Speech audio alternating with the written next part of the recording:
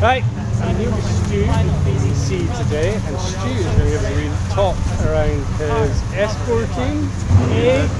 What did you say? S14, so not the A. The lights are the thing that gives it away. And I'm asking him all the questions because this is what pretty much I have, and I want to know all the secrets. So, right, so we got one UZ in here. Yep. It's the early rod engine, so the thick rod engine, yep. Do you know when those ones are from? Do you know what kind of... 95 is like, I think the cut-off point. 95 point is... so the reason these ones are good is because they've got thick rods in them, which means you can turbocharge them, as Stu has. Yes. So what... Safely-ish. So is this a built motor or is this a standard motor? Standard motor, standard pistons, standard rods, standard heads, everything's standard. Everything's standard. So no cam, no nothing. No, nothing. But you'll be running, I'm guessing, some management in there a bit? I'm on an EMU ECU. EMU ECU. Yeah, basically an EMU ECU, dead simple, just try to keep everything dead simple, really easy. I'm on Honda Civic coil packs. And you kind of buy that as a kit, don't you, these days? There's quite a few, like... Yeah, they sell them as a bit of a kit, so it's easy enough to wire in yourself anyway, it's not rocket science. So why did you always have this? Yeah, I used to have a stroked S14. Okay. I had it for 4 or 5 years. It was good, but it just missed the torque. And I ended up borrowing Scott Cartledge's car for a round of drift cup. Borrowed his car, I was like, I fell in love with it. His beer engine and then building mine up from that. So when you start building these, right, so in here we have a pretty decent sized turbo. What did would you say there's a good size that kind of fits these things? Is there... I'm not really good with turbos myself, to be honest. Yeah. You can go bigger, but obviously you'll get a little bit more lag. You can go smaller and you'll get more boost when they dive off the top end. So yeah. I'm just sort of happy with it. Comes on boost about 2,500 RPM. So it's a Bog Warner. Now you can pretty much buy them new, can't you? Yeah, you can buy them new. It's only a cheapish turbo. It's a Bog Warner S366. Okay, S366. And what kind of boost level do you run it at? We're running 0.8 of a bar. 0.8? It's just tiny amounts. It's not that. And what do you see at 0.8 of a bar? What kind of... 480 horsepower wheels. And what kind of... 620 foot-pound of torque. Torque is amazing in that, isn't it? There's not about the power. Brake horsepower is a lie that works in pubs. But the torque, 600... My little SR did 500 horsepower and like 480 foot-pound of torque. Yeah. No, that is amazing. And at that low a boost level as well. It's safe as that. So when do you find that comes in at? What kind of... 2,500 RPM. 2,500? 2,500. And revs up to like about 5.5 or something?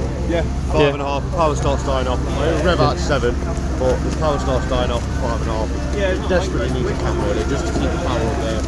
But you're not pushing it to the limit and bounce and everything. Yeah. 7,000 RPM.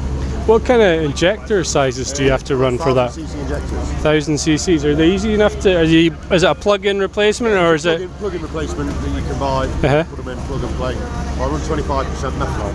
Okay, alright. Try and keep the temperatures down a little bit. It just keeps everything a little bit cooler. So you just add that to your fuel? Yeah, add that to your fuel. So just like you just put in an extra 25, make sure that...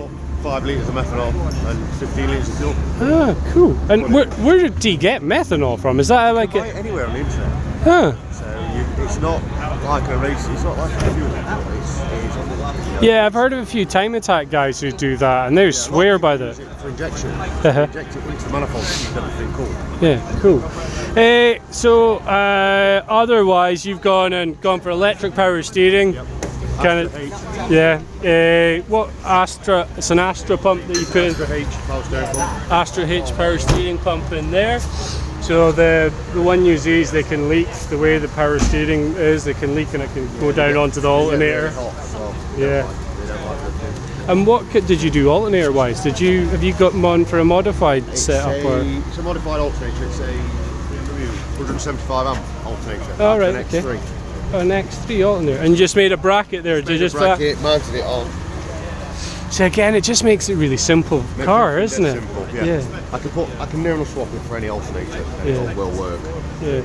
Anything else you've had to do kind of trick-wise for the engine, just the turbocharger, or is it?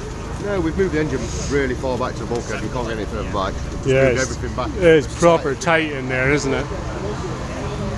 We made a bigger gearbox tunnel just to make it easier getting the 530D box out when it's. Oh, you've got a 530D box on it, yeah.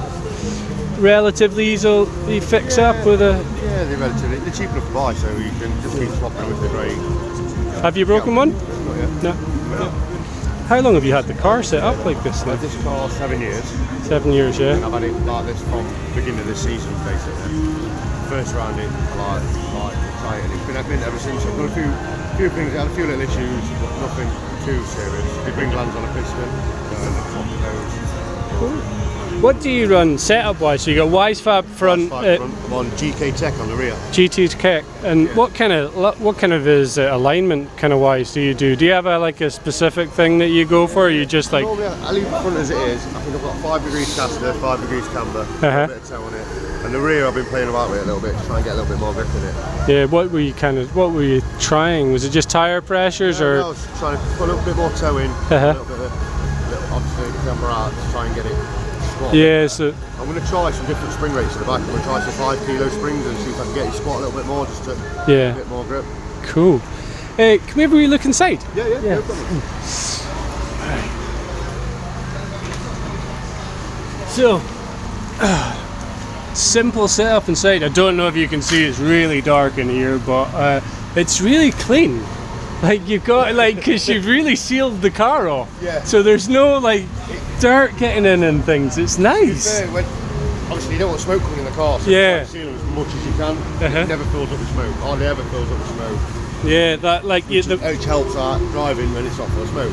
Yeah, there's so many times I've been out in my car and I've been you can barely see out the windscreen, and you're like, hang on, this is not the best way of doing things. It's a standard 14 dash. Yeah. Flock by, obviously fucking fantastic, but I've just cut all the bottom of the dash off to try and make it look really neat and make the sun all stand out a little bit more. Yeah. Just makes it look a little bit better. And the back as well, see that's a really cool thing at the back. You've got it sealed off, but then you bring it forward enough that you can actually get to the rear suspension, adjust things. Get to the rear suspension. I've got all my fuel set up in the back. Yeah. Head of tank for the rear radiator and everything. It's all done at home really in the garage. We've sorted it out and everything thought, right, we need to get to the suspension more. So we just put everything in the back. Yeah. Obviously rear rad just for a little bit of weight in the back to help with cooling as well. Oh yeah, cool. And do you just run your standard water pump? Yeah. Water pump. We've done the lines exactly the same size as the standard line. I think it's 38 mil, so we've kept everything 38 mil. Yeah. And it's not putting no extra stress on the pump. And it's been absolutely brilliant. It gets up to 90 degrees, it drops straight back down again. It's awesome. I've got a Mercedes CLS fan as well. I've got the CLS 200, I think it is. And what kind of radiator do you run? Is that just get in there, get a quick release so just the whole thing comes off so everything's nice and accessible? Standard 14 or Mitsubishi radiator. Yeah. Just thought it would need to be bigger, but when you've got that much extra water in it as well for cooling it, it's it just keeps all the temperature really low. And even having all this nice ducting as well, so you're making sure as much air as you can get there. Yeah, it's all going to the right place. Well, dude, thanks very much, man. That's really appreciated. Where can we find you if we were? Are you on Facebook or? Facebook, Stu Jones or Full Stu Drifting. And I think on Instagram, Full Stu Drifting as well. Just full_Stu on Instagram. Brilliant. Thanks, bud. Cheers. Cheers, dude.